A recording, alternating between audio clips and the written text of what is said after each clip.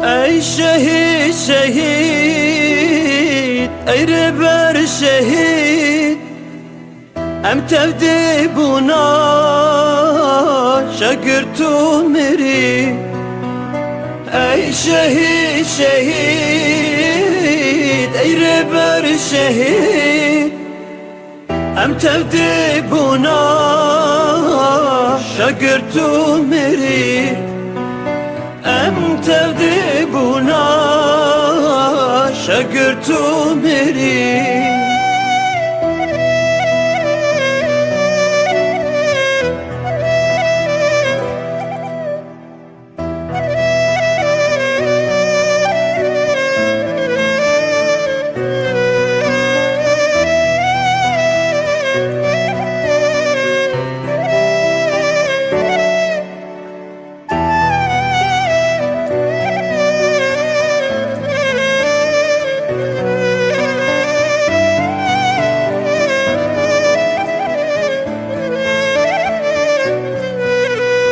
تنوكر شوبا كلش صعيد قاضي محمد برزاني حقي تنوكر شوبا كلش صعيد قاضي محمد برزاني حقي ای شهید شهید ای ربر شهید ام تفدی بونا شگر تو میری ام تفدی بونا شگر تو میری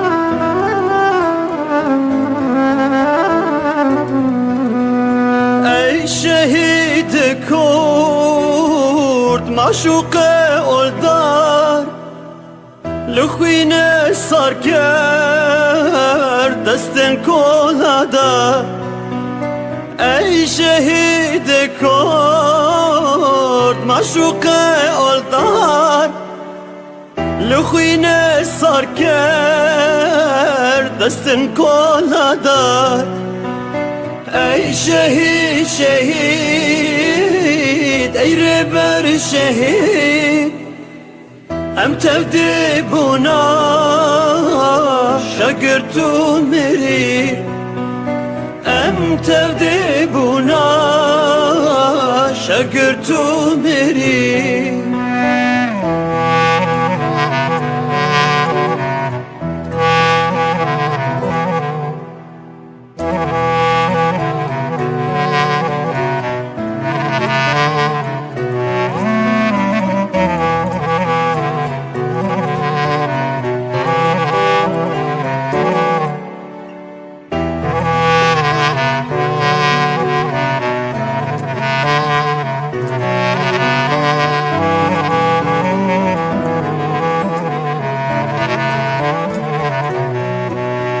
ريتشك نوتدا بشيا ملات لباشور تقود بيروز بدولات ريتشك نوتدا بشيا ملات لباشور تقود بيروز بدولات ای شهید شهید داير بر شهید ام تفدی بونا شگر تو میری ام تفدی بونا شگر تو میری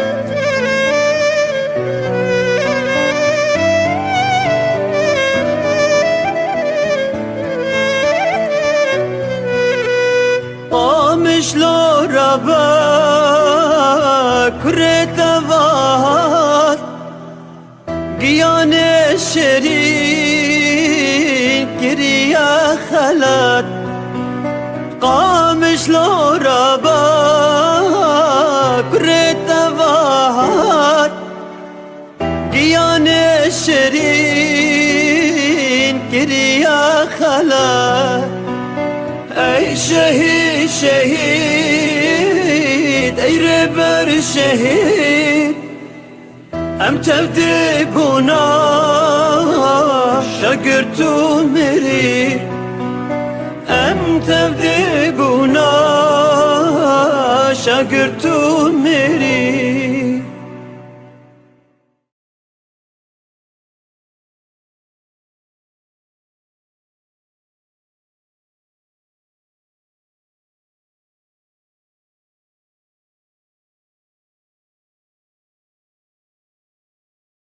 إن الحقوق أيها الإخوة لا يتصدق بها أحد، إنما الحقوق تؤخذ بالقوة. خرج من عباءة مشايخ السلطان، عشقته العقول قبل القلوب. معشوق الخزنوي، الشيخ الذي أرعب النظام فقتلوه. في الأول من حزيران عام 2005 أعلنت وزارة داخلية النظام السوري عثورها على جثة الشيخ الدكتور محمد معشوق الخزنوي في قبر قرب مدينة دير الزور بعد 3 أسابيع من اختفائه، وهو ما وصفه محبوه بالمسرحية المفضوحة. من هو معشوق الخزنوي ولماذا قتل؟ محمد معشوق هو الابن الثالث للشيخ عز الدين الخزنوي، ولد في قرية تل معروف التابعة لمدينة القامشلي عام 1958 نافعة. فأنا أنهيت دراساتي في ضمن المراحل الإعدادية والثانوية في سوريا، والمرحلة الجامعية أنهيتها في الجامعة الإسلامية بالمدينة المنورة عام 84 ميلادية. ثم بعد ذلك أنا انشغلت في مجال الدعوة والتدريس والتعليم، وكنت أنا طبعا متزوج مبكر يعني، وأنا رب أسرة، وأبنائي ربما يصغرون عني ربما بفارق سن قليل جدا. أكمل الشيخ معشوق دراساته العليا في الشريعة الإسلامية، ونال درجة الدكتوراه عن أطروحته التقليد وأثره في الفتن المذهبية. لأنني شعرت من خلال على الأقل تجربتي في منطقتي، سواء كانت يعني في سوريا أو كعمقي الكردستاني، شعرت أن المؤسسة الدينية دائما تحاول أن ترسخ مفهوم التقليد ومفهوم تبعية الناس للمرجعية الدينية، وبالتالي المرجعية الدينية تتصرف وفق مصالحها غالبا. أقلق معشوق بفكره هذا المؤسسة الدينية في سوريا، والتي كان النظام قد أحكم قبضته عليها، وأصبحت جزءا من أدوات سيطرة النظام على الشعب السوري من خلال ترسيخ عقلية التبعية لمشايخ السلطان. النقطة الفاصلة في حياة الشيخ كانت الانتفاضة الكردية عام 2004، حيث اعتبر أن الموعد حان ليصعد من خطابه وينتقل إلى الخطاب الثوري المباشر العلني للشعب الكردي بضرورة الثورة على النظام. وكانت أبرز خطبه وأكثرها تحديا للنظام في 8 نيسان 2005 يوم الذكرى السنوية الأولى لمقتل فرهاد محمد، أحد ضحايا الانتفاضة الكردية الذي قتلته أجهزة النظام الأمنية تحت التعذيب. إن الحقوق أيها الإخوة لا يتصدق بها أحد، إنما الحقوق تؤخذ بالقوة.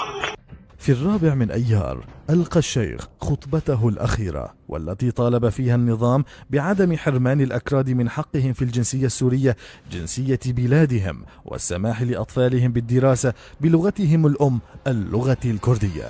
بعد الخطبة الأخيرة ب6 أيام اختطف الشيخ الخزنوي من قبل مجهولين في مقر إقامته في دمشق ضمن مركز الدراسات الإسلامية عند ساحة الميسات بجانب وزارة الأوقاف، والذي كان فيه الخزنوي حاضرا ونائبا لرئيس المركز.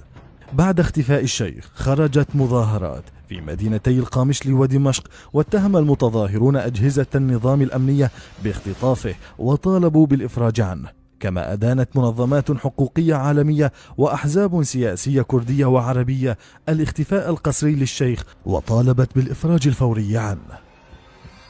لم يعترف النظام بمسؤوليته عن الخطف، واعتقل عددا من المتظاهرين وطارد أنصار معشوق في 30 من أيار من دوار المحافظة في دمشق إلى ساحة باب توما، حيث فرق المظاهرة بالقوة. في الأول من حزيران 2005 يعلن مصدر مسؤول في وزارة داخلية النظام أن قوى الأمن ألقت القبض على عصابة مؤلفة من 5 أشخاص قاموا باختطاف الشيخ معشوق الخزنوي من مدينة دمشق بعد تخديره، ونقلوه إلى حلب ثم قتلوه ودفنوا جثته في مدينة دير الزور.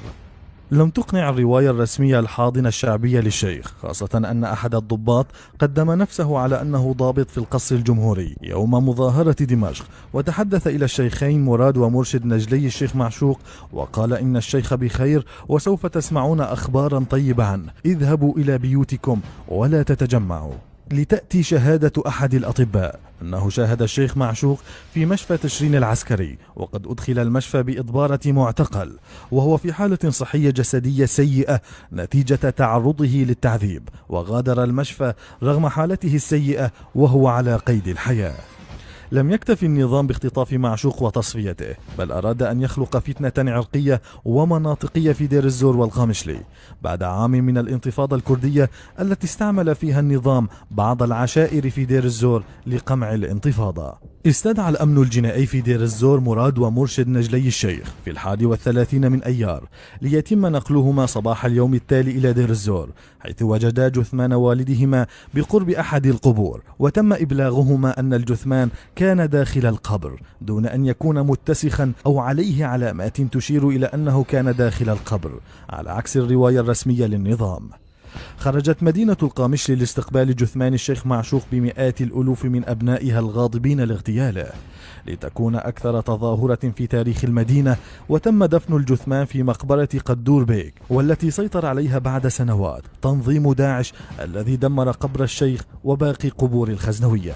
لم تتوقف مسرحية النظام عند تصريح وزارة الداخلية، بل عرض على تلفزيونه الرسمي ما اسمه اعترافات المجموعة التي خطفت الشيخ وقتلت، وتم استدعاء نجليه إلى دمشق وطلب منهما الادعاء ضد أفراد المجموعة، لكن نجله الشيخ مرشد طالب برفع القضية ضد ماهر الأسد وقال إنه يمتلك أدلة تدينه، وهو ما رفضه قاضي التحقيق، وأبلغه أنه يستطيع الادعاء ضد ال3 الذين ظهروا على التلفزيون فقط، وهو ما رفضه نجل الشيخ.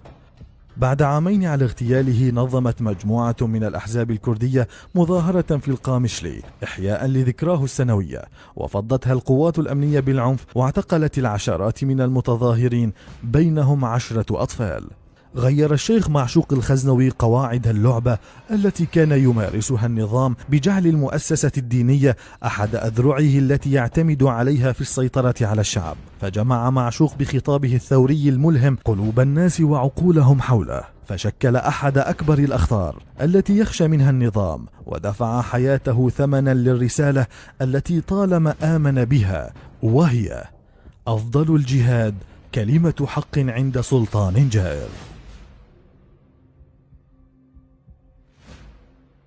لي أسير ولا أعمل في السياسة، لكن أنا خطيب منبر، إمام مسجد، اختارني الله أن أكون بين الأكراد.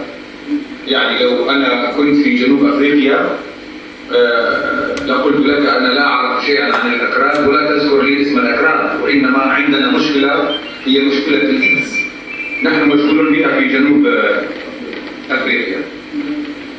ولو كنت في وسط أفريقيا لتحدثت عن المجاعة، لكن ما دام أنا في كردستان واجبي الإسلامي يحكم علي أن أكون مهتما ببعض هذه الأمور. من هذا الجانب وليس من الجانب السياسي أنا أقول إن واقع الأكراد واقع مأساوي جدا. إنهم يعانون من تدريب شخصيتهم الثقافية، ولعلها تكون مستقبلا لتدريب شخصيتهم الدينية، لأنه الله سبحانه وتعالى اختار الناس شعوبا وقبائل وأعرافا، ولو شاء الله لجعل الناس أمة واحدة في العقيدة والسلوك واللون واللغة. هكذا خلقنا الله. لكن حين يأتي أناس ليمارسوا عليك القهر والظلم ليغيروا من شخصيتك ويفتحوا دماغك ليلعبوا بالكمبيوتر الذي هو في داخلك ويقول هات، وكأنه عبارة عن ديسك، أخرج هذا الديسك ويدخل ديسك جديد. هكذا كأن الناس يعبث بهم. منذ بداية المد الشيوعي في المنطقة تنامى في بلادنا ببركات جمال عبد الناصر الوعي القومي، وتأثر السوريون والعراقيون ودول أخرى بمثل هذا، وكان رائد هذه الفكرة رجل مسيحي اسمه ميشيل عقل. هذا الرجل سطر من بين ما سطر في بنود مهمته أن الوحدة العربية، طبعا المسيحيون راهنوا على الوحدة العربية القومية لأنهم دينيا أقلية. إذا صنف الناس مسلمين وغير مسلمين فلن يكون لهم شأن، فأرادوا أن يكون التصنيف قوميا، وحينئذ نحن عرب. شيخ الأزهر أو حاشا رجل مسيحي في الخمارة، الاثنين عرب من أبناء أبي فلان، فاستوى المكيال. قال ميشيل عقل إن الوحدة العربية لن تكمل إلا بالقضاء على الأمازيغ في الغرب في الجزائر والمغرب، ولأنهم شوكة في أعين الوحدة العربية، إلا بالقضاء على الأمازيغ في الغرب والقضاء على الأكراد في الشرق. طبعا أنا حكما أن أعلم أن مشكلة الأمازيغ هي مشكلة كبيرة ولا أدري إلى أين وصلت، لأنه أنا لم أكن أمازيغيا مختارا الله ولا أكون هناك، لكن أتحدث عن القضية الكردية. ثمة مشكلة كبيرة تطبيقا لهذا المبدأ. نحن في سوريا جاء رجال ميشيل عقل وقالوا يوما ما قد يدعي هؤلاء الأكراد أنهم جزء من كردستان. يعني كردستان هي عبارة عن منطقة بعد اتفاقية سايكس بيكو وغيرها قسمت، جزء بقي في سوريا وجزء في العراق وجزء في تركيا وجزء في إيران وربما جزء في روسيا وغير ذلك. فقالوا ربما يأتي زمن فيدعي هؤلاء، لأنهم يعلمون أن يعني هذا الواقع لن يستمر، لأن البقاء للشعوب والأنظمة ماضية، فقد يأتي يوم ويدعي هؤلاء أنهم جزء منها. قالوا إذن لنعمل حزاما أمنيا سموه الحزام الأمني العربي. أخذوا خط الحدود التركي السوري جنوبا 10 كيلومتر وقالوا نفرغ هذه المنطقة على طول الحدود من الأكراد. كيف نفرغ المنطقة من الأكراد؟ قالوا نسحب منه جنسيته. سحبوا الجنسية، بعد الجنسية أصدروا أمر، أرسلوا القاضي العقاري إلى المنطقة. فكان القاضي العقاري يأتي إلى المنطقة ويقول الرجل عندك طابو سنة تمليك لهذا الأرض؟ يقول نعم هذا سنة تمليك. طيب يا أخي، يقول هذه الهوية حتى أسجله باسمك نحن نحسن أراضي. فيقول أنا مع الأسف لا أملك هوية لأنه في السنة الماضية سحبوا مني الهوية. فيقول له القاضي العقاري مدة 3 أشهر إما أن تثبت جنسيتك وإما الأرض أملاك دولة. طبعا هو غير قادر على أن يؤمن الجنسية لا ب3 أشهر، والآن أصبح هناك 42 سنة والجنسية ما جاءت.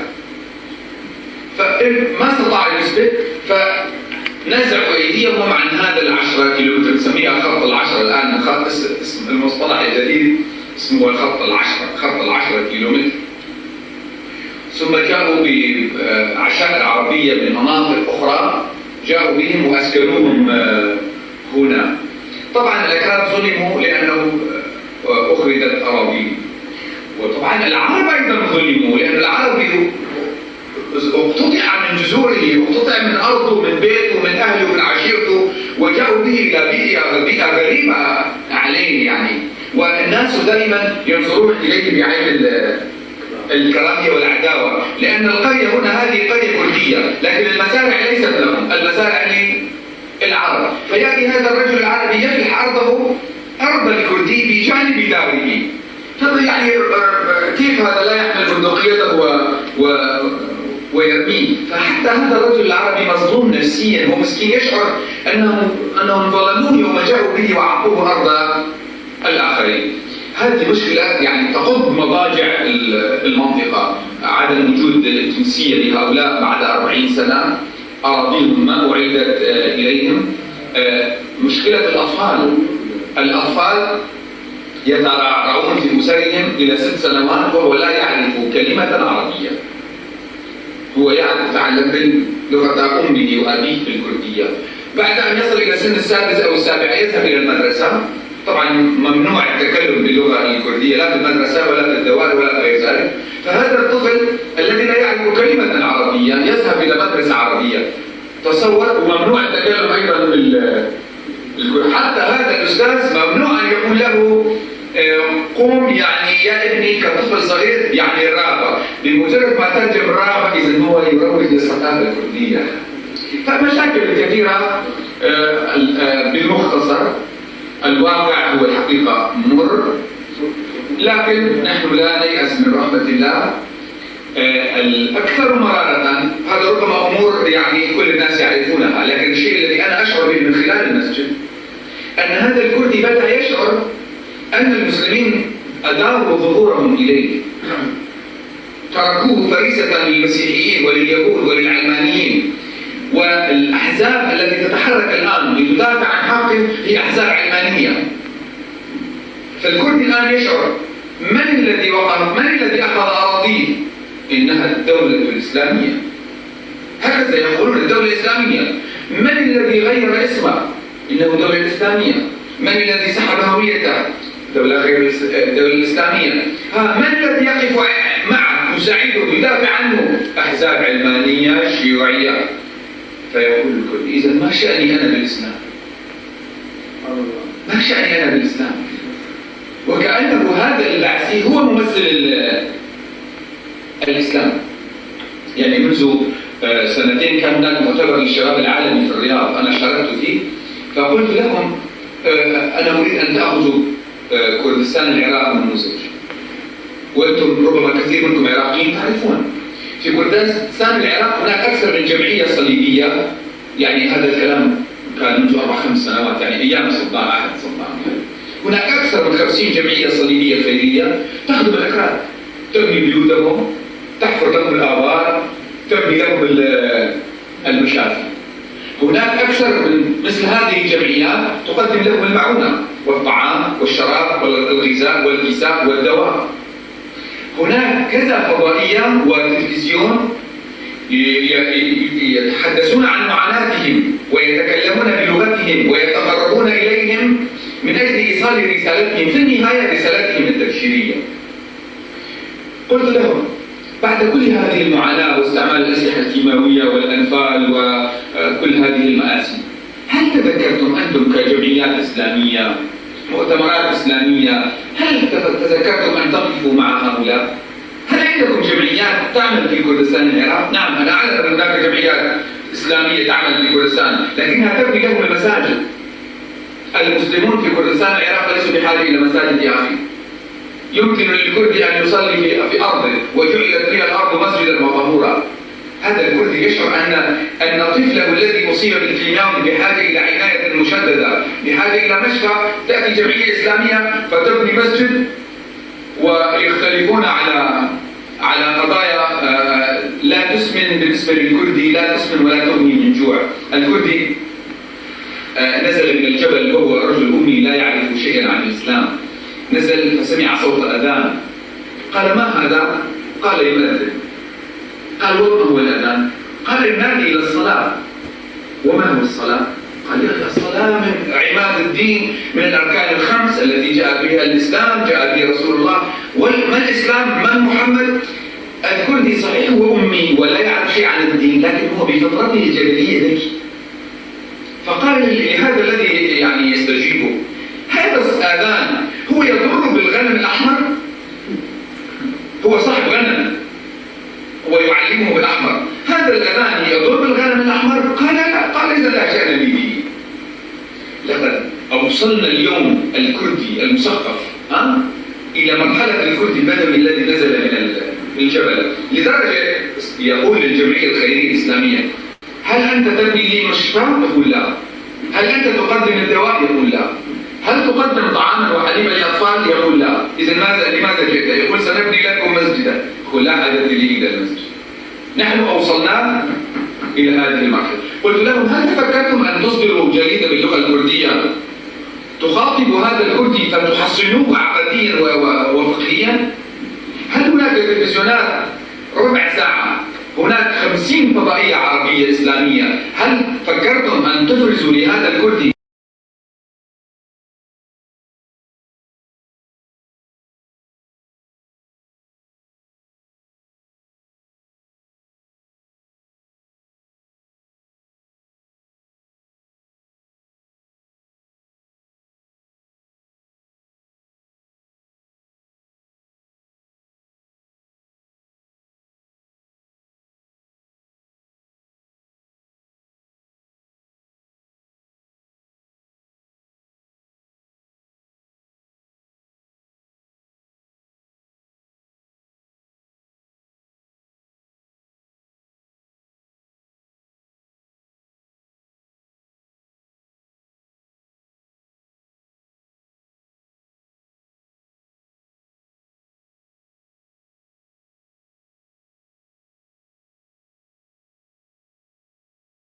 ويلال منه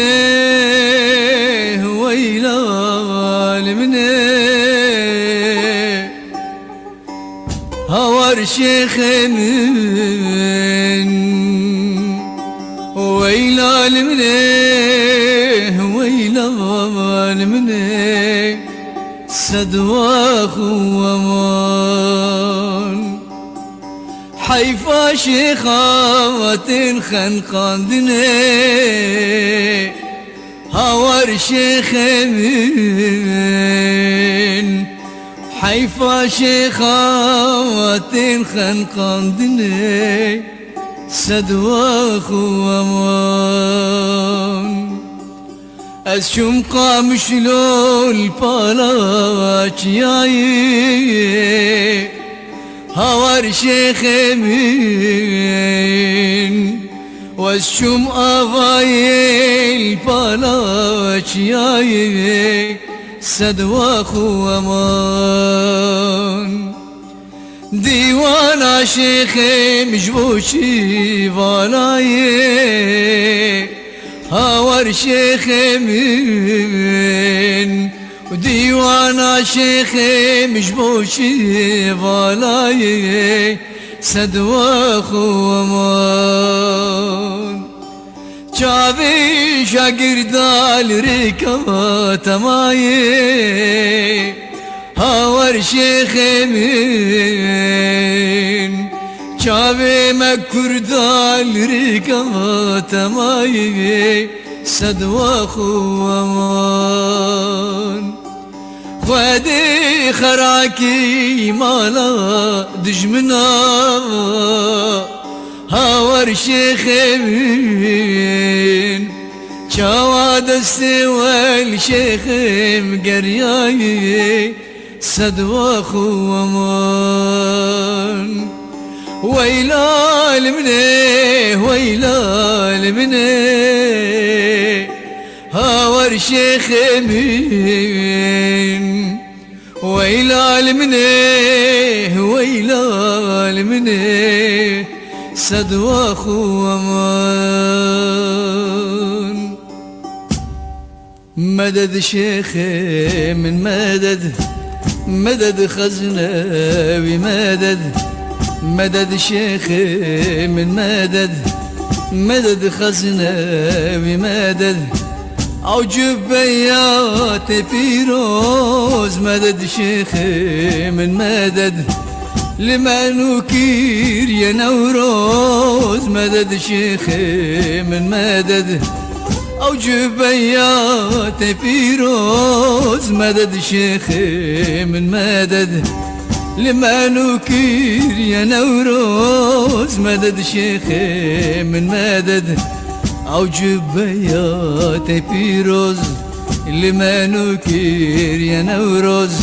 مدد شيخي من مدد، مدد أسقربان. مدد مدد لقام شلو طوفاني. مدد شيخي من مدد، المهابادي قرياني. مدد شيخي من مدد، لقام شلو طوفاني. مدد شيخي من مدد، المهابادي قرياني. مدد شيخي من مدد، لهوليري فرماني. مدد شيخي من مدد، تبويا باران لآمد. مدد شيخي من مدد، أوجب بيات بيروز. لما نكير يا نوروز. أوجب بيات بيروز. لما نكير يا نوروز. مدد شيخي من مدد، مدد أسقربان. مدد مدد مدد شيخي شهيدان. مدد شيخي من مدد، مشوخك شخورتان. مدد شيخي من مدد، مدد شيخي شهيدان. مدد شيخي من مدد، معشوقك شخورتان. مدد شيخي من مدد، كل شعبي كردستان. مدد شيخي من مدد، تهربيجي وكيان. مدد شيخي من مدد، تهربيجي وكيان. مدد شيخي من مدد، أوجب بيات بيروز. لما نكير يا نوروز. مدد شيخي من مدد، مدد أسقربان. مدد مدد مدد شيخي عشيقان. مدد شيخي من مدد، سرود أقول وديلان. مدد شيخي من مدد، مدد شيخي عشيقان. مدد شيخي من مدد، سرود أقول وديلان. مدد شيخي من مدد، شاقر قازي وفيران. مدد شيخي من مدد، بوما جوبار وكمند. مدد شيخي من مدد، أوجب بيات بيروز. لما نكير يا نوروز. أوجب بيات بيروز. لما نكير يا نوروز. مدد شيخي من مدد، مدد أسقربان. مدد مدد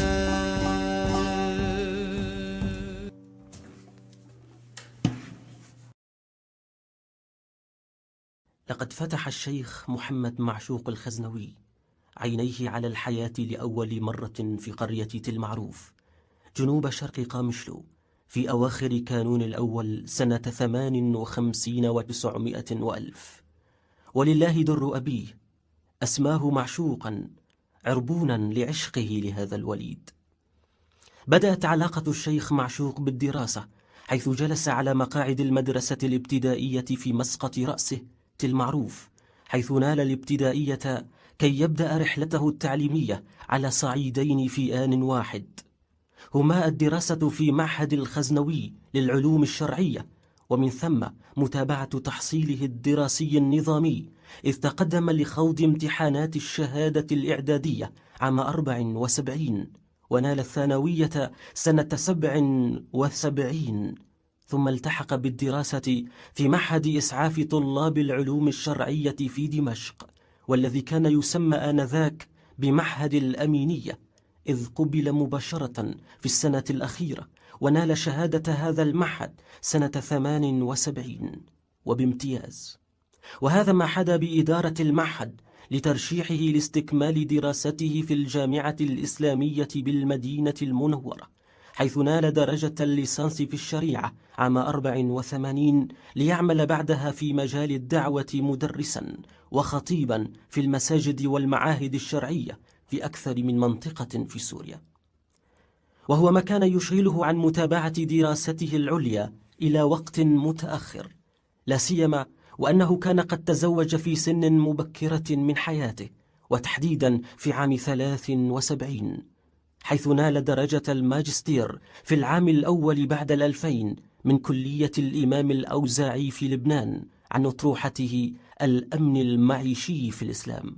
كذلك درجة الدكتوراه من جامعة كراتشي في باكستان عن أطروحته التقليد وأثره في الفتن المذهبية. مضنية كانت رحلة الشيخ الشهيد، متعبة كانت، لكنه لم يكل ولم يتعب. لقد عمل أثناء تحصيله الدراسي مدرسا في معهد المعروف حتى سنة 89 كي يبرح المعروف دون أن يعود إليها بعد خلاف، لا سيما وأن بواكير رؤاه صارت متضحة الملامح. وقع اختيار الشيخ على مدينة إدلب كي تكون أولى محطات هجرته لأسباب كانت واضحة في رأيه، وهي حيادية هذه المدينة وابتعاد من فيها عن أي سطوة قد تنعكس سلبا عليه، وهذا ما وفر له جوا ارتاح إليه كثيرا، حيث مارس قناعاته بكل حرية بعيدا عن الصور التي هرب منها، وإن كان سيواجه صور من نوع آخر، لسيما أثناء ممارسة نشاطه خطيبا في جامع أبي ذر الغفاري ومدرسا في الثانوية الشرعية، ناهيك عن الدروس التي دأب عليها طلبة العلم في مساجد المدينة، تاركا بصماته في هذه المدينة، لسيما من خلال دعوته إلى هدم كل جدار وهمي لا يعرفه الإسلام، حيث أنه أول من افتتح معهدا لتعليم القرآن الكريم للبنات، وهو دليل على سعة أفقه ووفائه لرؤاه ومحاولته ترجمتها مهما كانت ضريبة ذلك غالية. العلاقة بين قامشلو والشيخ متميزة، إنها تشبه علاقة الطائر بعشه، إنها تشبه علاقة الليث بعرينه، الحبيب بحبيبه. ها هو ذا يعود إلى هذه المدينة بعد رحلة الغربة المريرة، بعد رحيل والده الشيخ عز الدين رحمه الله، يستظل في أفيائها الوارفة، يدفعه إلى أحيائها وشوارعها ووجوه أناسها شوق جد غريب، كي يعمل خطيبا دون أجر، وتكون انطلاقته الأولى في جامع صلاح الدين، ثم لينقل إلى الجامع الكبير، ثم لينقل إلى جامع قاسم، يلقي خطبة أينما حل. لكن نوعا آخر من الضغوطات بات يتعرض لها وبأشكال مؤلمة، فها هو لا يكل عن حمل لواء رأيه متنقلا من منبر إلى منبر، لكنه يمنع من قبل السلطات على نحو نهائي في محطة جامع قاسم، ولا يسمح له بالعودة إلا بعد سنوات كي يستأنف الرحلة في جامع سلمان الفارسي لتزداد قبضة التضييق عليه. من ثم قام بإنشاء مجمع البر الإسلامي في حي حلكو الفقير، هذا المجمع الذي سيتغير اسمه فيما بعد إلى مجمع الشهيد معشوق الخزنوي الإسلامي بعد استشهاده، وهو مجمع خطط الشهيد الراحل ليكون مسجدا ومدرسة ومستوصفا وروضة ومعهدا لتعليم اللغات والحاسوب، وفق الله القائمين عليه لتمامه. منذ بداية وعيه حاول الشيخ الشهيد أن يخط لنفسه مسارا مختلفا، ليس ولعا في الاختلاف، بل منطلقا من رؤية خاصة به، هذه الرؤية التي استخلصها من خلال رحلة في بطون الكتب وتشكيل قناعات خاصة به تبلورت يوما بعد يوم. لقد كان الشيخ الشهيد ظاهرة استثنائية بين رجال الدين السوريين، فالشيخ الشهيد يرى أن الكرامة الإنسانية ثابتة لكل بني آدم بتكريم الله له، بغض النظر عن الدين أو الجنس أو العرق أو النسب أو اللون أو التابعية. ومن هنا وجب التعارف والتعاون والتكافل بين جميع الجماعات البشرية، تعاونا يقوم على الحق والعدل والمساواة، لأن حقوق الإنسان مكفولة لكل فرد ولكل جماعة كما أقرتها الشريعة الإسلامية واللوائح الدولية لحقوق الإنسان. ومن هذا البعد الإنساني يجد الشيخ الشهيد نفسه في خندق الدفاع عن قيم الديمقراطية والعلمانية وفصل الدين عن الدولة وحقوق الإنسان وتمكين المرأة وإدانة العنف والإرهاب، ويعتبر أنه من الضروري تحطيم سلطة رجال الدين وإحياء الاجتهاد الإسلامي وفتح أبواب الإصلاح والتطوير وفق قاعدة احترام التعدد وحرية الاختيار من الفقه الإسلامي ونبذ التقليد الأعمى والتعصب والإقصاء والإلغاء والتكفير. وهو يرى أن رجال الدين في معظمهم يشكلون استنساخا فكريا لابد من مواجهته بدعم حرية الفكر والإبداع ونبذ ممارسة الإرهاب الفكري، سواء من قبل المراجع الدينية أو اللوبي الشعبي وما يسمى بالعامة الذين يتحكمون من خلال الجاه أو المال في كثير من القرارات والفتاوى الشرعية. ويطالب بإحياء مقاصد الإسلام الكبرى ومنحها دورا حقيقيا في التشريع كالتوحيد والعدل والخير والحب والجمال والعفاف والطهارة والحرية والمساواة والشورى وحسن الخلق. ويرفض الشيخ الخزنوي الإسلام السياسي، ويرى أن الإسلام يمتلك منظومة أخلاقية من العدل والمساواة والشورى وإصلاح شؤون الناس، ولكن هذا لا يعني أن نصل إلى حد الادعاء أن لنا في الإسلام نظاما سياسيا متكاملا تجسد في سياسة النبي صلى الله عليه وسلم وخلفائه في قيادة مجتمعاتهم كما يحلو لبعض الإسلاميين أن يدعي. ويضيف أن الإسلام السياسي يناقض نفسه حين يدعو إلى فكرة الحاكمية لله، ويقتبس من الحديث الشريف قول النبي لأحد قادته: فإنهم أنزلوك على حكم الله فلا ترضى، فإنك لا تدري أتصيب حكم الله أم لا، ولكن أنزلهم على حكمك. ليس من حرج في الدعوة للعلمانية. ويستنتج الشيخ الشهيد أن المسلمين ليس عليهم فقط ألا يتحرجوا من العيش مع أي نظام علماني ديمقراطي يؤمن بفصل الدين عن الدولة، بل عليهم أن يدعوا هم إليه، لأن الإسلام دين الله، وهو أسمى من أن يكون مطية لطاغية أو شماعة لجرائمه كما حصل خلال التاريخ. وإننا اليوم بحاجة ماسة إلى أن نضع الحكام أمام مسؤوليتهم وننأى بالدين عن تصرفاتهم لتتمكن الشعوب من محاسبتهم ومحاكمتهم. فقد ولى عهد الأباطرة الذين كانوا يخدعون شعوبهم بأنهم يحكمون باسم الله. ويدافع الخزنوي عن الأفكار الليبرالية في الرأي والرأي الآخر والتعددية وحق الاختلاف وحرية الرأي وحرية الكلمة وحق التعبير وإعذار المخالف، التي يعتبرها البعض مصطلحات غريبة وغربية، ولكنه يؤكد أن المنجز الديمقراطي اليوم مؤسس عبر تاريخ الثقافة الإسلامية، بل إن كثيرا من مصطلحاته ورموزه كانت محل استعمال في الأداء العربي اللغوي. ويضيف أن الرؤية الإسلامية للديمقراطية تعرضت للاغتيال على يد الفقهاء والسلاطين، وانتقل الموقف السياسي من الاجتهاد إلى مزيد من القمع والقهر، ورسمت الأحكام القاسية الرهيبة تحت اسم مكافحة الزندقة، وتضمنت هذه الأحكام السجن والصلب والسحل والقتل. ويتبنى الخزنوي موقفا متقدما من مسألة تمكين المرأة، وهو يلوم المفكرين وعلماء الدين بالتراجع عن فكرة حركة النهضة والتنوير التي تبناها العلماء المتنورون في القرن الماضي. أما هو فيرى في المرأة شقيقة الرجل، بمعنى أنها تتمتع بكل المزايا والصلاحيات، لا فارق بينها وبين الرجال إلا ما جاء نص صحيح ثابت من الكتاب والسنة قطعي الدلالة بخلاف ذلك، أي بتمييز أحد الجنسين على الآخر لعلل محددة تتغير فيتغير الحكم بتغيرها، وذلك فقط في حدود ما أمر به النص الشرعي من غير أقيسة فاسدة أو خيالات مريضة شاطحة أو إسقاطات نفسية متشنجة. ويدين الشيخ الشهيد مطلقا فكرة الإرهاب المتمثلة في التعدي على الحياة الإنسانية بصورة باغية متجاوزة أحكام الله، تروع الآمنين وتعتدي على المدنيين المسالمين، تجهز على الجرحى وتقتل الأسرى.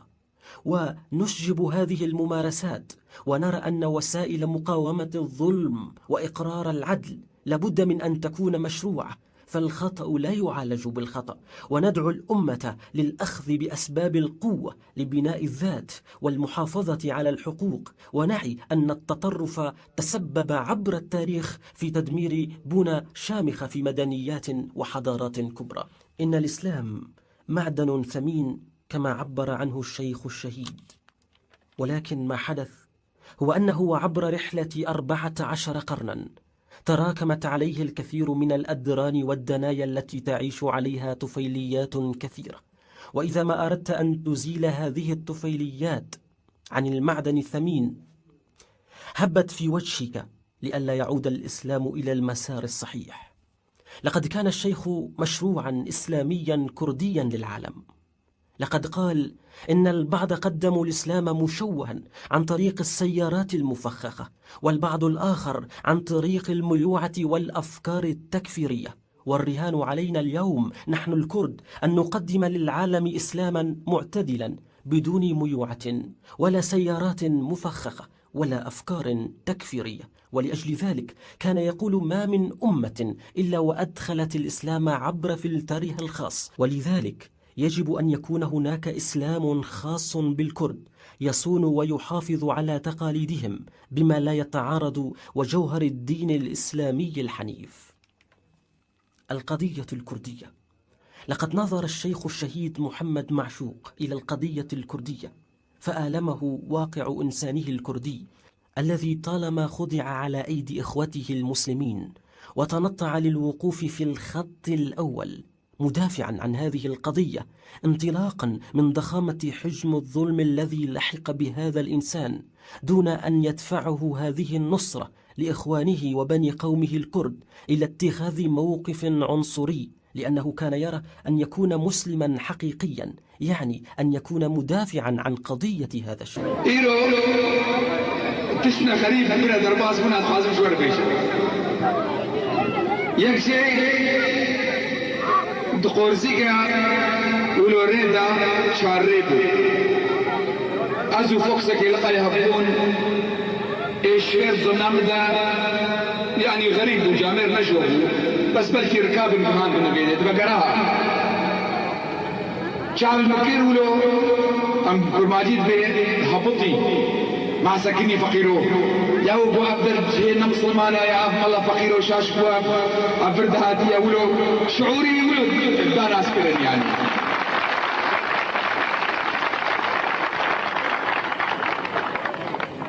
يا دوا از مشي ملقاي بيرك يقوم يعني شيل بنجي صالي يقول سرير تازيكو بإشار بدشتكو دبيكو سروكاوي سرير دكتبي ودبيكو فقير جيكو إيرو عيدها ما أجي وكما خلق عزيه وكتبي أشوف شبابيكو تكتبي يعني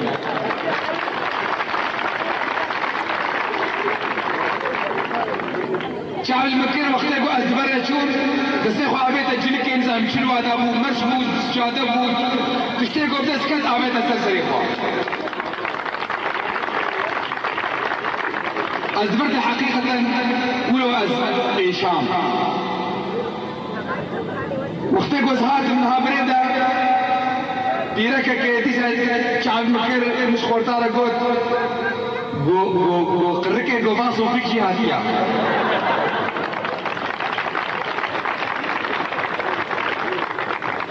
يعني دمك شقا أم الله وشيخ وصوفي شقا أم خدي سوجن شقا سوجن مقرانا جو على قامة بملاذ مرة بوا غريب يعني وحدة بأذاب الحلام التي قبل سكنا غريب تناس كلن أو زلام دميني شاش شاوى شيخ ريال بركتيا أفا خرابي نقاقو سنوية طازي أقر أزل حلاوة سكني بانا برينها زاني با صاحبونا ويصاحبونا منا مرنا ويمرنا منا ويبري سهصالي اسمالا ويسنوية بانا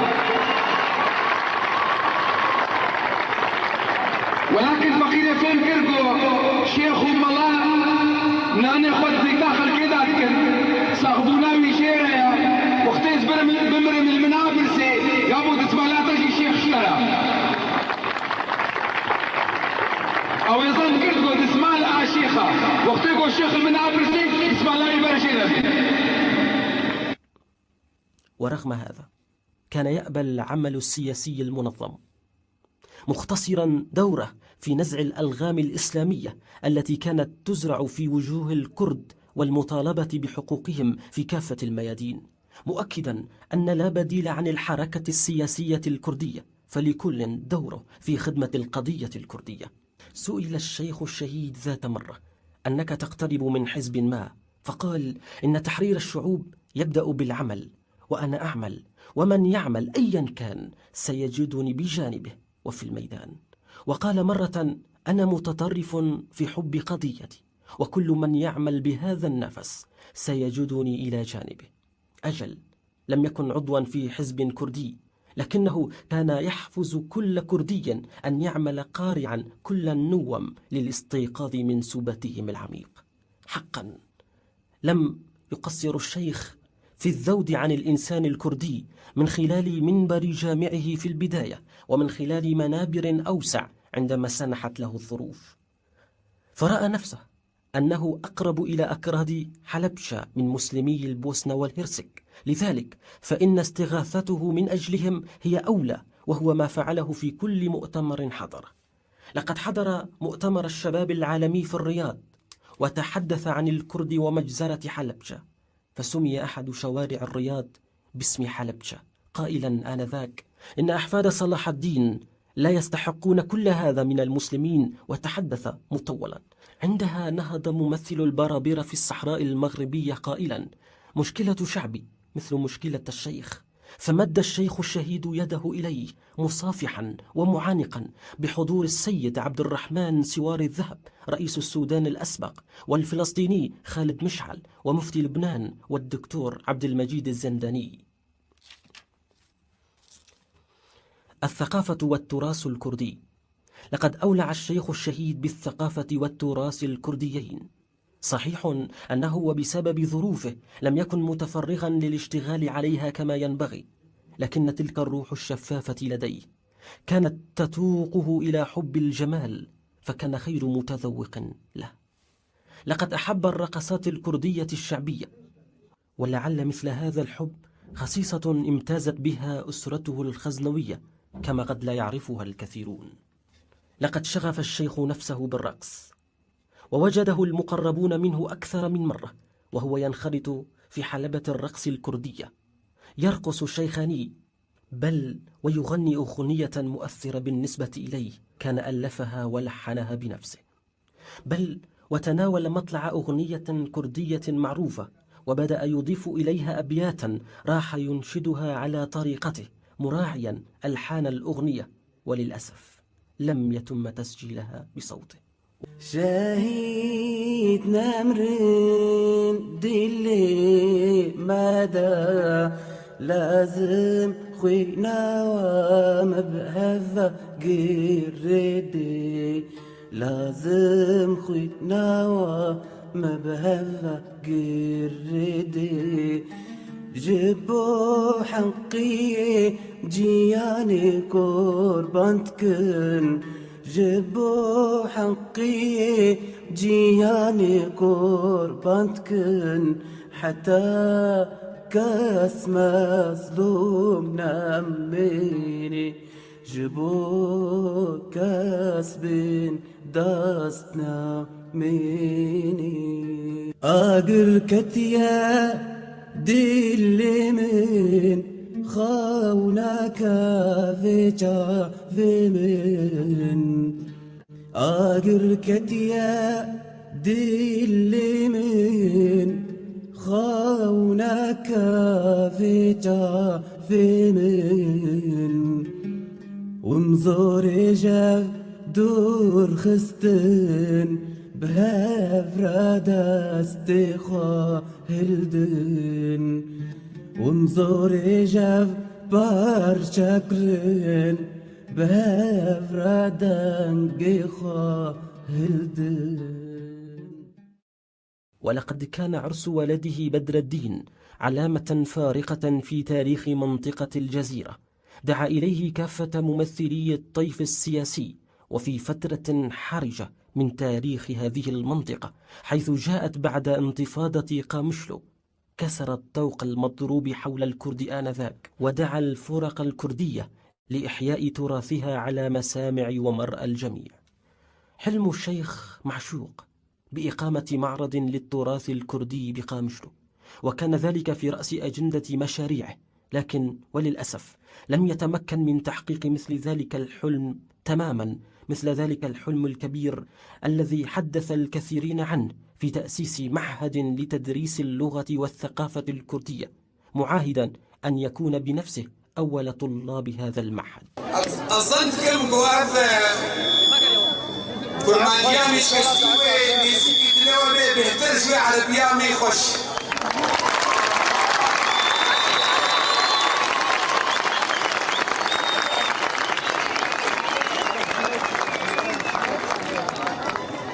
وأجر شكستنا كرمانيا مذهبي نسوجي ملا.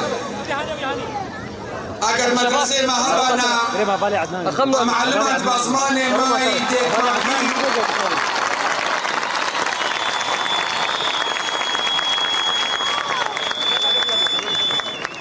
چاندا ما كلترا ما مطلقه ويكرمانجيان بشنها باشتر بانا، ولكن روكيكو مدرسه وشيربن متى بسجلن ازي كرمانجيا خوزي بك. لم يعرف الشيخ الخوف، وكان على الدوام يقول كلمته في وجه آلة القمع، على الرغم من أن رموزا من السلطة هددوه ما لم يرعوي، إلا أنه واصل أداء رسالته دون أن يتأثر بهذا الوعيد وذاك التهديد. لقد حطم الشيخ الشهيد جدار الخوف، فكان أول من استقبل السفارات الأوروبية في مكتبه لدراسة أحوال الكرد. از هاتم مشوره بيجن ام تمام دست بدست ياك بياك ام خديه بملتنا. وقت سروك بيجي القوميه الكرديه جزء من النسيج السوري، معناه حكم نازبو ما في ولاطي سعران بو سعرا غير ما، يعني معناه شخوي حبس يمينا دركتن زندانا، معناه شخو معناوينا طلابي ما يقو فصل بون الجامعات وفقري فرقو أصبح جزءا من النسيج السوري.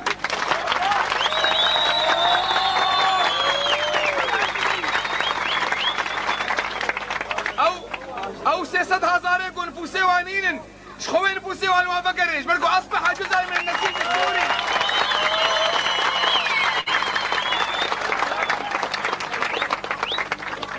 وقتيقو عزوتا وقت ازودت شو وظيفك يا موظفين فرعكي مخابرات بنت نيفسات كردي من اصل تركي نما كان بنيفسني.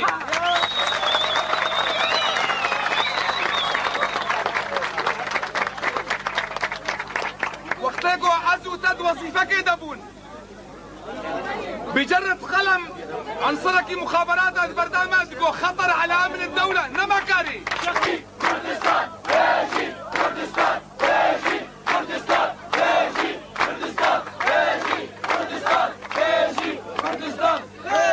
زمانك إيدي بيراوا ديو بابي من نابل المذكرن وقتيكو ونابي خود بشيان دا نفوسي نابي دا تكوهرتن قيماوي ندهت قد ديني كاوا شيار فلان نما كاري ايرو ديني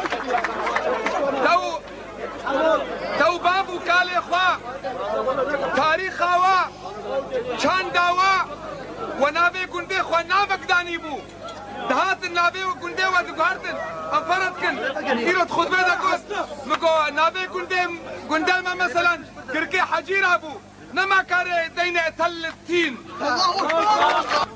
وقتي زارونا وهابون ليسانس بوارنا ماجستير بوارنا دكتوراه بواريا مكو جيزر هاد فروشن امنا ما جيزر هاد فروشن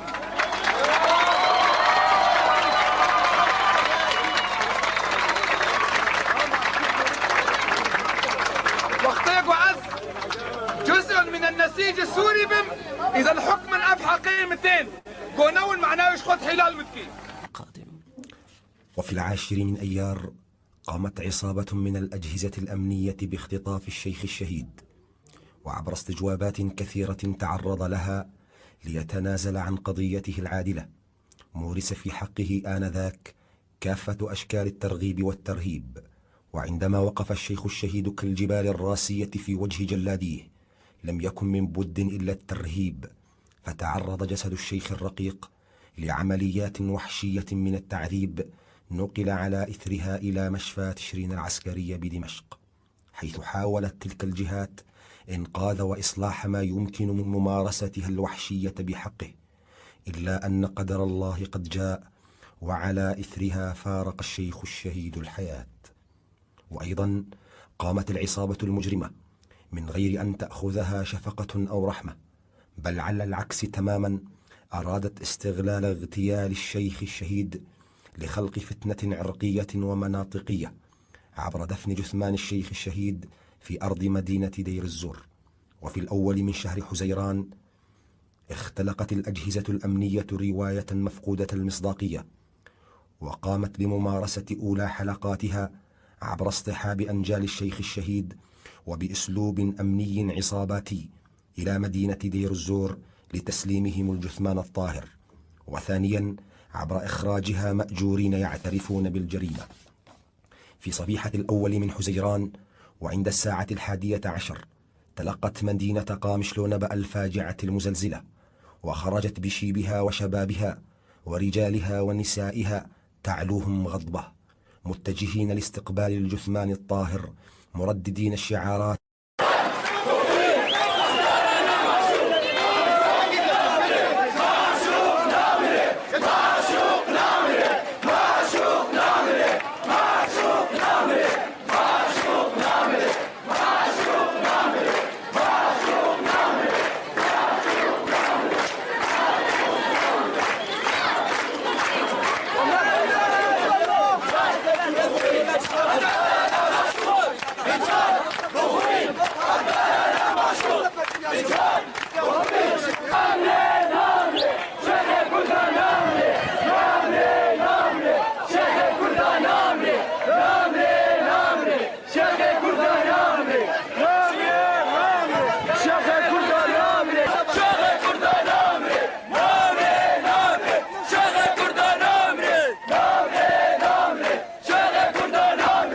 قامت الجماهير الكردية بتوديع الشيخ الشهيد، حيث قامت بلفه بالعلم الكردي ليضيف اسمه إلى أسماء الخالدين من علماء الكرد من أمثال القاضي محمد والبرزاني الخالد، وبالصلاة عليه في جامعه بحي حلكو، ثم دفنه في مقبرة قدوربك بجانب إخوته شهداء انتفاضة 12 من آذار.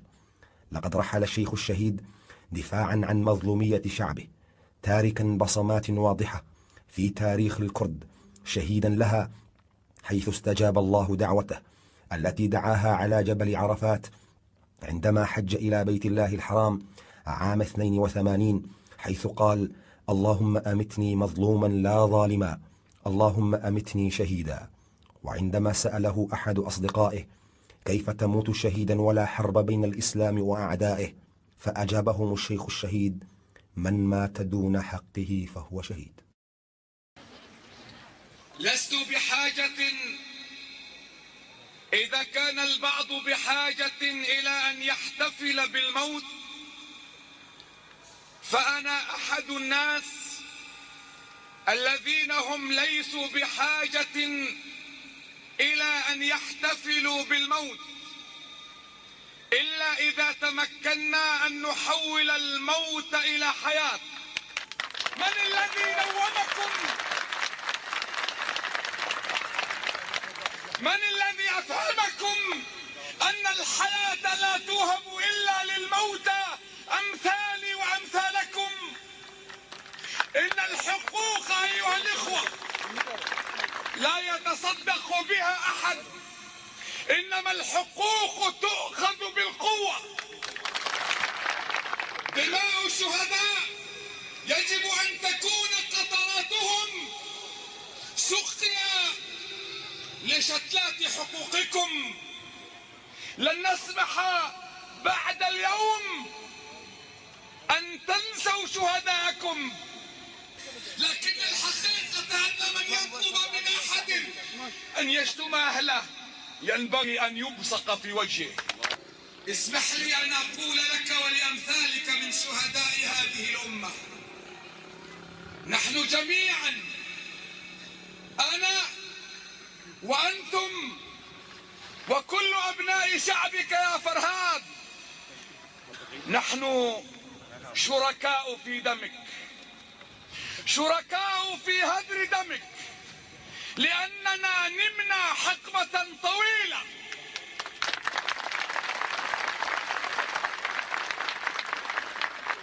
كلنا شركاء في دمك، كلنا أسلمناك، كلنا خذلناك أنت ورفاقك.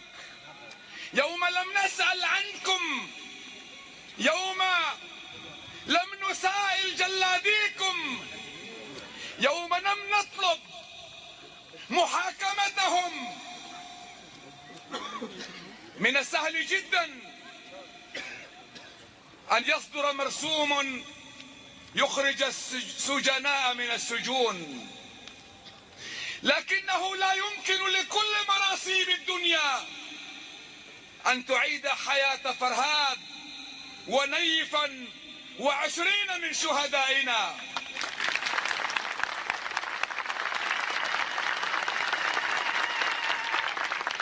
فقط مرسومكم أنتم إذا عزمتم على الحياة وحاولتم أن تقفوا على أرض صلبة لتطالبوا بحقوقكم كبشر.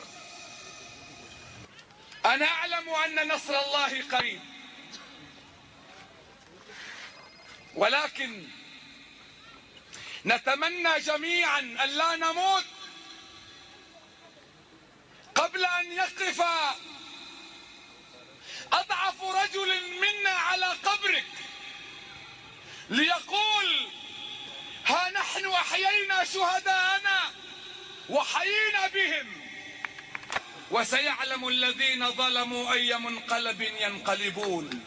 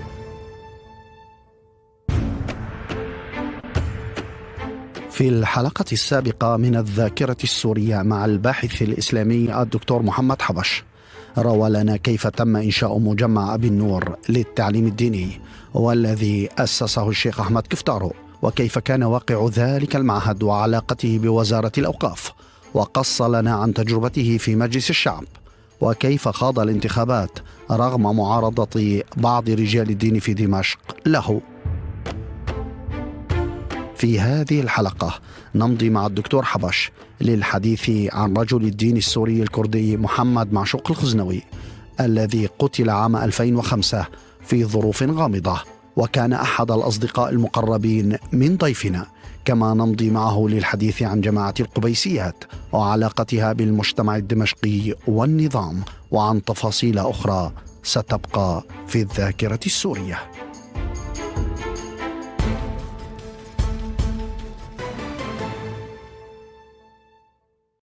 أهلا بك مجددا دكتور. كنت من المهام أيضا التي اشتغلتها مديرا لمركز الدراسات الإسلامية في دمشق في ذلك الوقت. يعني في عام 2005 أذكر أني شخصيا كنت يعني أزورك بالمركز من أجل إجراء لقاء صحفي معك، وفي ذلك الوقت بالصدفة دخل رجلا ما عرفتني عليه كان يهم بدخول المركز. قلت لي أن هذا الشخص هو الشيخ محمد معشوق الخزنوي. فيما بعد أيام قليلة، يعني أنا كنت أزورك في عام 2005، بعد أيام قليلة سمعنا أنه تم يعني تغييب هذا الرجل. فيما بعد يعني أيام أو أقل من شهر سمعنا بمقتله عبر وسائل الإعلام. يعني برأيك أولا يعني تحدثنا قليلا عن الخزنوي، وبرأيك ما هي الأسباب التي يعني تم تغييب هذا الشخص ولماذا تم قتله؟ يعني رأيك بهذا الشخص وما حصل؟ رحم الله الشيخ معشوق الخزنوي. حقيقة هذا الشخص ربما كان هو الشخص الوحيد الذي لو أدرك أيام الثورة السورية كان سيحدث فرقا. الشيخ معشوق الخزنوي شاب طموح مليء بالأمل، أيضا نشأ في أسرة دينية عميقة ومتجذرة في الجزيرة السورية، وهي أسرة الخزنوي، ووالده كان شيخ الطريقة النقشبندية، وهو أيضا عانى مثل معاناتي. هو اللي جمعنا مع بعض هو المعاناة. وكان وكان أيضا بنفس الوقت نائبا لمدير المركز. كان نائبا لك أم نحن كان يزور المركز؟ اللي جمعنا الحقيقة هو المعاناة المشتركة، لأنه إحنا اثنين عندنا طموح أن نقدم يعني خدمة لتطوير الفكر الإسلامي. نحن كان تجمعنا القناعة بأن الواقع الإسلامي سيء وعلينا أن نبني واقعا أفضل، وكنا ندرك تماما أين هي مكامن الكارثة ودور الكهنوت المتجذر الذي يمنع التفكير ويمنع الاجتهاد. وعندما كتب هو كتابا في الاجتهاد أصابه ما أصابني عندما كتبت كتابي المرأة بين الشريعة والحياة. كلانا تلقى بيانات وتلقى تهديدات وتلقى تكفيرات، فهذا يعني لمنا على بعض، وفعلا وجدنا بعض ونشأت بيننا علاقة من المحبة فريدة أنا أعتبرها. يعني أنا شخصيا بحياتي لم أكرر هذه التجربة مع شخص آخر غير معشوق. معشوق كان عندنا في المركز، هو كان طبعا من القامشلي وكان له حضور جماهيري كبير، وعندما دعاني إلى فرح ابنه يعني كانت القامشلي كلها موجودة، يعني آلاف البشر كانوا موجودين. رجل يعني حاضر في المجتمع وحاضر في الحياة، وأيضا نظم لي محاضرات في إدلب وكان له حضور كبير فيها. ثم يعني جاء إلى دمشق نظرا للمعاناة التي واجهها من قبل الذين حاربوه في وعيه ضد الطرق الصوفية المتخلفة. طبعا اجتمعنا وعملنا معا وأسسنا مركز الدراسات الإسلامية. مركز الدراسات الإسلامية كان مشروع شخصي، يعني ما كان عنده بادجت، ما كان مال، ما كان، لكن عندنا كان مقر في ساحة الميسات، مقر مستأجر وكنا نعمل فيه ومشيت الأمور الحمد لله، ومعشوق كان له دور كبير. طبعا كنا نستخدم مثلا أنا مدير المركز، هو نائب مدير المركز، لكن أنا أعتبره أكبر مني يعني قدرا وقيمة وتأثيرا، ولم نكن معنيين بتقاسم الألقاب. كنا نرى أن المشروع أكبر من ذلك بكثير، وعملنا بإخلاص، واستقبلنا وفود كثيرة، وسافرنا إلى بلاد كثيرة معا، وكان رسالتنا واحدة، وهي إنقاذ الدين من المتطرفين، إنقاذ التفكير الديني من محاولات تغول الكهنوت عليه. وهذا كتبه الشيخ معشوق، يعني هو الكلمة اللي قتلته يمكن قوله إنهم يتاجرون بعظام الموتى، وكان يتحدث في ذلك عن خصومته مع ناس من الذين يحاربونه، لأنه كان ضد موضوع الصنمية في التصوف.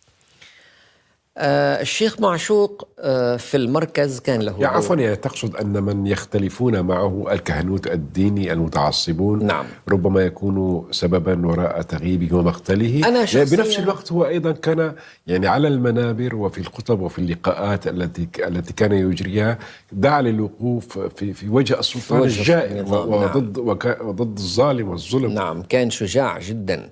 وفي خطبته في يوم مقتل فرهاد اللي قتل في أجهزة الأمن ألقى خطبة نارية، يعني يجب أن تدخل التاريخ كأبلغ كلمات الأدب العربي في بلاغته، وهو يرثي فرهاد هذا الإنسان الذي قتل تحت التعذيب.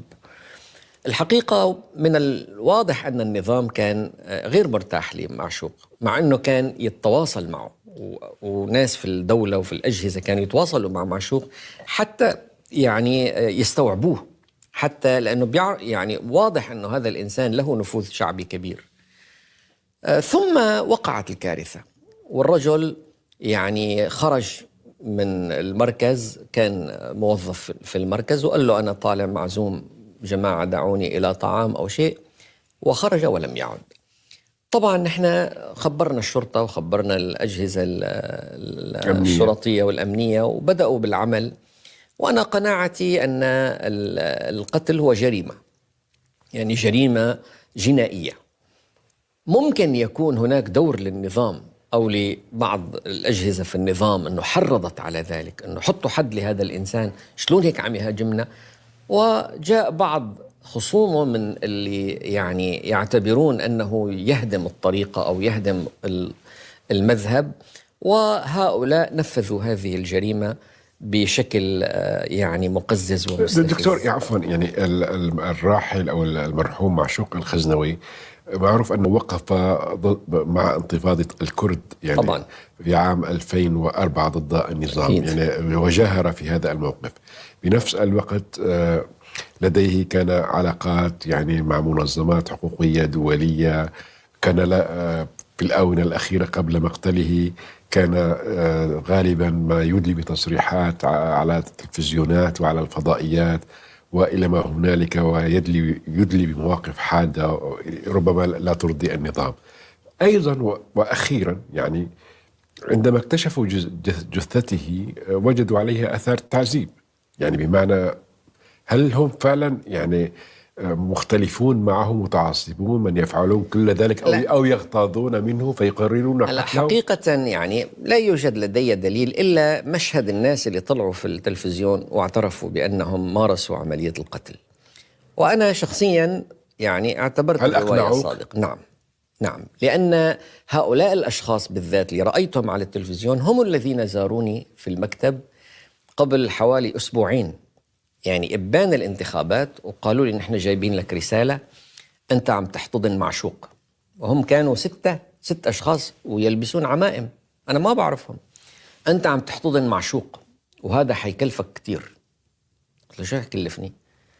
قال لي معشوق ربما يكونوا من صنع أجهزة المخابرات. هل هم رجال دين حقيقيين؟ نعم، هم أشخاص معروفون بالعمل في الطريقة يعني. وكان موقفه شديد معي، قال لي نحن أنت هيك حتخسر كل أصواتنا. قلت له والله يا أخي أنا بفرح بأصواتكم، لكن يعني ما بستطيع أنه أفعل شيء يتناقض مع ضميري. الرجل قال لي يعني الرجل ليك في شهادة وفي موقف في فتوى ضده، ليك الفتوى خذها موجودة في الشريط اسمعها.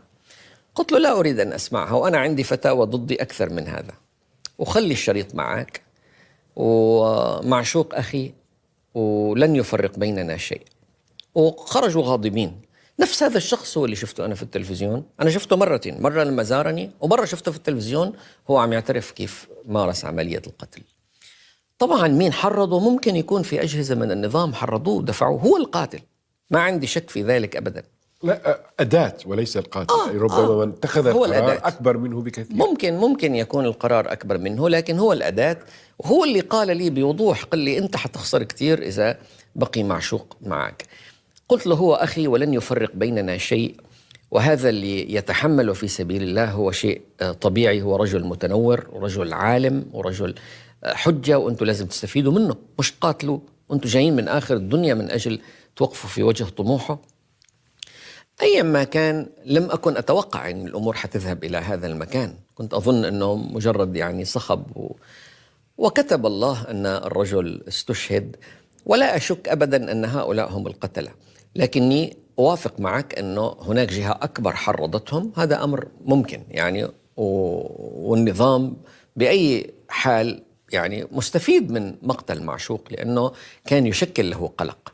يعني كان لما يحصل شيء ويخطب معشوق في الجزيرة كان يعني تحتار الأجهزة الأمنية أنه رجل اعتقاله صعب، سيثير علينا كثيرين، وتركه صعب، فدفع حياته ثمن، وأنا أعده من شهداء التجديد والتنوير، ومن شهداء الإصلاح الديني اللي بيستحقوا كل احترام. عفوا، يعني لم يكن لمواقفه وعلاقاته وخاصة بعد انتفاضة الكرد بعام 2004 دورا في ذلك، لكن أريد الإجابة منك بعد الفاصل، لدينا فاصل قصير.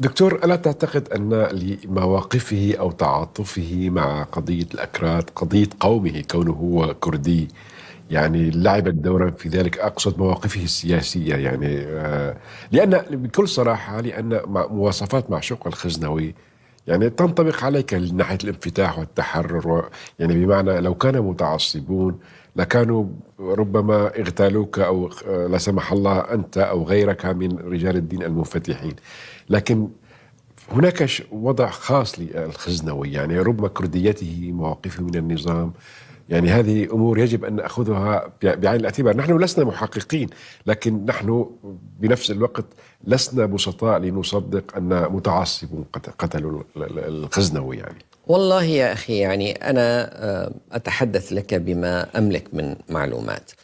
أنا شخصيا خارج الدولة من 12 سنة، ما لي صلة بأي أحد بالنظام، ولا يهمني استرضاء أحد، لكن كمان بنفس الوقت يهمني أن أحترم ما أقول. يعني عندما أقول لك أنه هؤلاء هم القتلة لأني سمعتهم يعترفون ورأيتهم يهددوني، هم هددوني ثم مارسوا القتل إلى هذا واعترفوا على التلفزيون.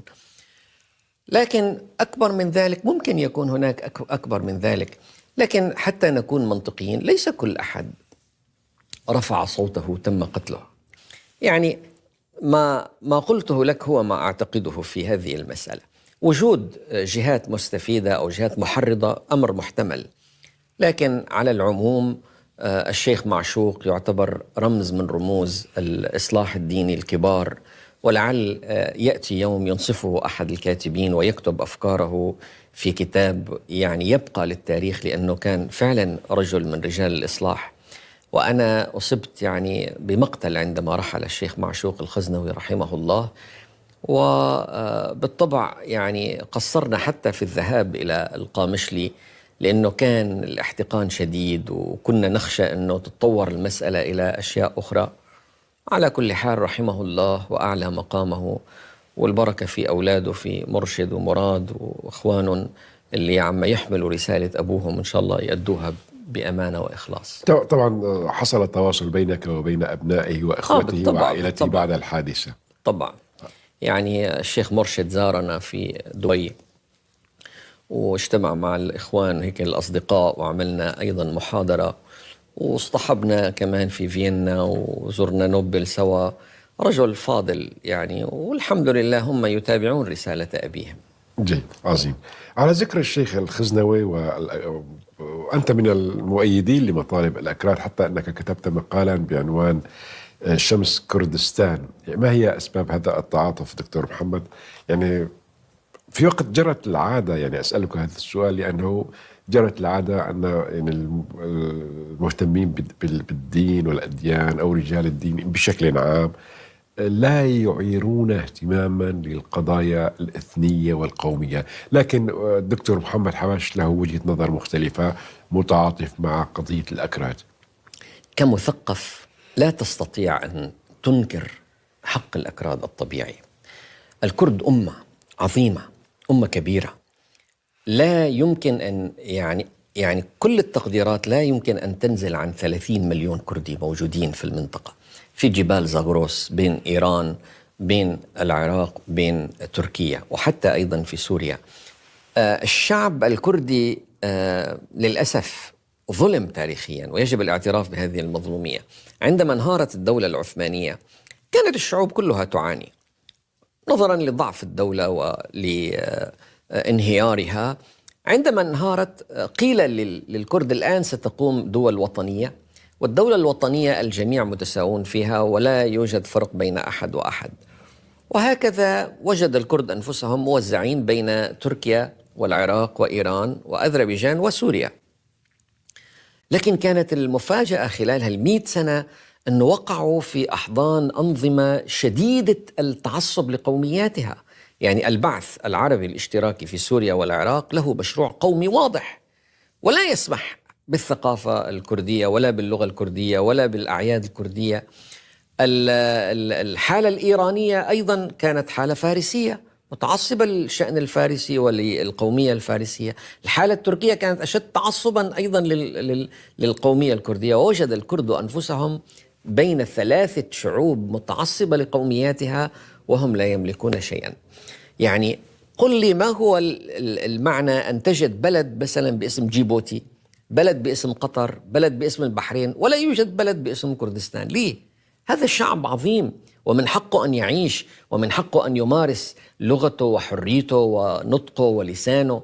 أنت تذهب إلى أذربيجان تسمع اللغة الأذرية، تذهب إلى أرمينيا تسمع اللغة الأرمنية. لماذا هذا الشعب يمنع من لغته ويمنع من حياته؟ أنا مؤيد لمطالب الكرد، وربما كان هذا بتأثير من معشوق كان رجل له تأثير علي، وبالطبع ناقشنا كثيرا يعني تاريخ الحياة الكردية، وأنا مقتنع بحق هذه الأمة في أن يكون لهم دولة وعلم وراية تظهر مواهبهم. هلأ لو كان اللي قام في المنطقة دول وطنية حقيقية ديمقراطية حقيقية ما كان حدا طالب بدولة كردية. يعني اليوم الأكراد في ألمانيا والسويد بيعدوا لهم 500,000، هل يطالبون بدولة هناك؟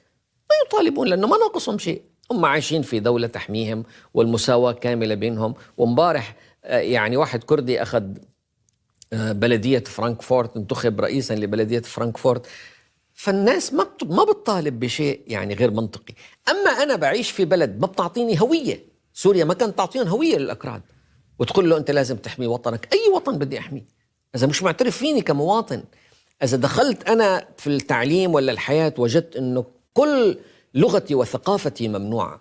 لذلك أنا بكل أمانة أنا متعاطف مع القضية الكردية، بتمنى أنه ينتصروا، بتمنى يحققوا دولة بدون دماء، وهذا سيتحقق بدون دماء عندما تقوم الديمقراطيات الناضجة في العراق وفي تركيا وفي إيران. سيصل الديمقراطيون بآليات سلمية لإنجاز هذا التكتل وقيام هذه الدولة. دكتور، يعني أنت تؤمن مثلا بدولة كردية كما يعني يتحدث عنها الأكراد أنفسهم، يعني كردستان بحدودها وخارطتها المتعارف عليها، أو التي يتحدث عنها الأكراد والتي تضم أجزاء واسعة من تركيا ومن سوريا ومن العراق وإيران؟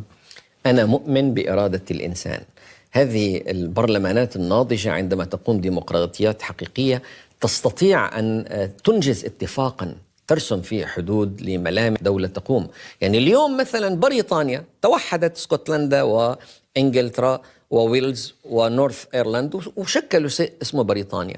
هلأ امبارح نجح في الانتخابات حمزة يوسف في اسكتلندا يطالب بفصل اسكتلندا عن بريطانيا. هذا شيء عادي في الحياة العامة، في حياة الدول. ليست هذه خيانة. ما حد قل له أنت واحد خاين بدك تقسم البلد. لا، هو عم يطالب بهذا الموضوع بإطار برلماني. أنا بدي أقنعكم أنه هذا الإقليم يكون وحده أحسن له ما يكون. زي بريطانيا نفسها كانت جزء من الوحدة الأوروبية وانفصلت عنها. لم يقل أحد إنكم خونة وأنتم مارقين وتقسمون. يجب أنه يعني نخلص من عبادة هذا الصنم. هذا الصنم صنم السيادة الوطنية. نعم أنت معك حق دكتور، لكن يعني أنت تؤمن بحق الأكراد أن يكون لهم الدولة ضمن حدود جغرافية معينة، أم تؤمن بمنحهم الحقوق الثقافية التي حرموا منها، لغة وما إلى هنالك، ضمن الحدود الجغرافية الحالية، خارطة توزعهم في إيران وتركيا وسوريا والعراق؟ هذا موضوع مفروغ منه. طبعا أنا أطالب بحقوقهم المدنية والثقافية والسياسية في بلادهم اللي هم موجودين فيها بدون تحفظ. لكن إذا كان لديهم طموح واستطاعوا أن ينجزوا زي إقليم كردستان الآن في العراق، لو قام إقليم في إيران مثله وإقليم مثله في تركيا، ما المانع أن يتوحدوا؟ ما المانع أن يصبح لهم كيان أقوى ولهم علم واحد، وأن يقدموا يدهشوا العالم بثقافتهم اللي محرومة، اللي ممنوعة؟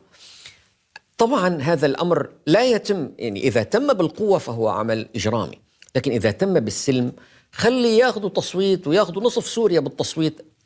بالنسبة لي لا أعتقد أنه هذه مشكلة إذا كان الناس يعتقدون أن وجودهم في هذا الطرف أكثر إنسانية وفائدة لهم من هنا. أنا لا أعبد الحدود، أنا لا أعبد السيادة الوطنية، ولست مؤمنا بهذه السيادة الوطنية. لقد ذبحنا بالسيادة الوطنية. عندما يأتي نظام ويقول أنا أمارس السيادة الوطنية وسأذبح شعبي كله وليس من حق العالم أن يتدخل، نحن وصلنا إلى كارثة. لا، أنا أؤمن بالمسألة هي مسألة حقوق. هذه الشعوب تريد أن تعيش كما يعيش البشر. من حقهم أن يمارسوا تعليما لأطفالهم، أن ينشروا لغتهم، أن ينشروا شعرهم، أن ينشروا أدبهم. من حقهم أن لا ينظر إليهم كمواطن من الدرجة الثانية. من حقهم أن لا يمنعوا من وظائف عليا في الدولة كما يمارس في سوريا وفي العراق وفي إيران معهم.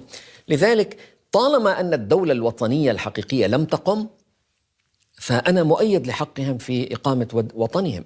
عندما ننجح في إقامة ديمقراطيات في المنطقة ويصبح الناس متساوين، لن يطالب أحد بدولة مستقلة. الجميع سينخرط في الولايات المتحدة، فيها 100 جنسية، كلهم منخرط، ما في حد يعني يتول على أحد. لو بغى جبل على جبل لدك الله الباغي منهما.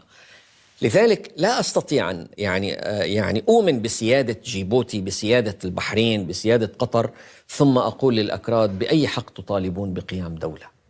لا أستطيع.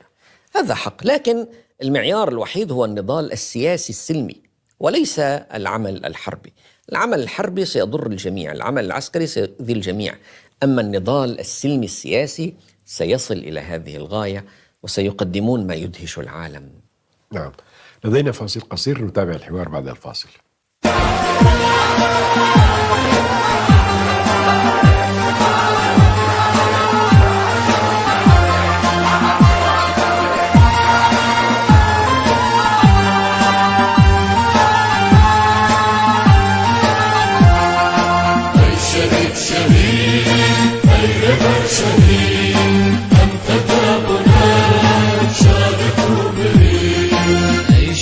شهيد معشوق شهيد أم تذابنا شاقرت مهيد أنو برشبان طال شيخ سعيد قاضي محمد برزان عقيد أنو برشبان طال شيخ سعيد قاضي محمد برزان عقيد.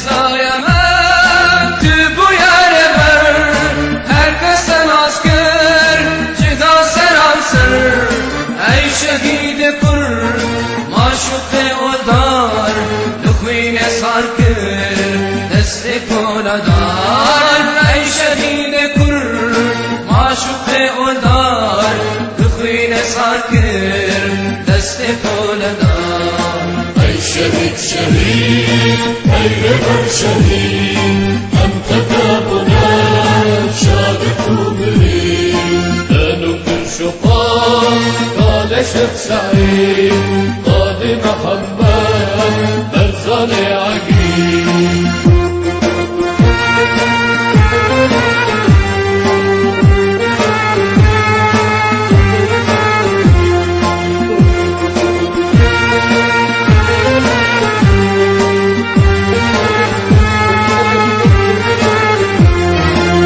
شكلو تدا بالشيام لك لباشر تكون بيروز بدولة شكلو تدا بالشيام لك لباشر تكون بيروز بدولة لسر زمانا عطي قولان عاشوقي ولا ناوي كردستان لسر زمانا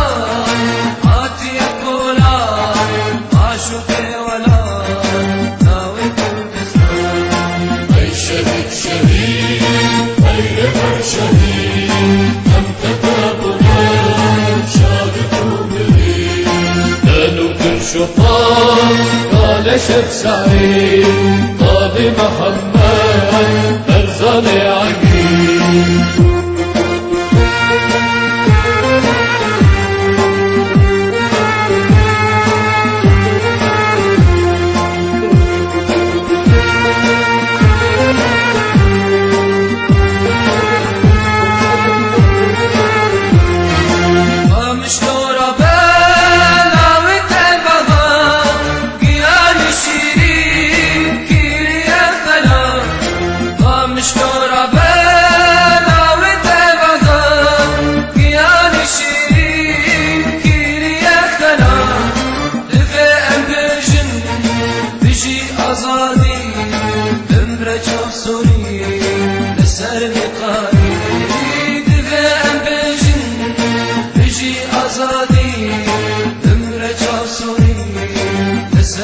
أي شهيد شهيد أي ربر شهيد أنت دابنا شاقرت ومريد نكر شقاق قال شيخ سعيد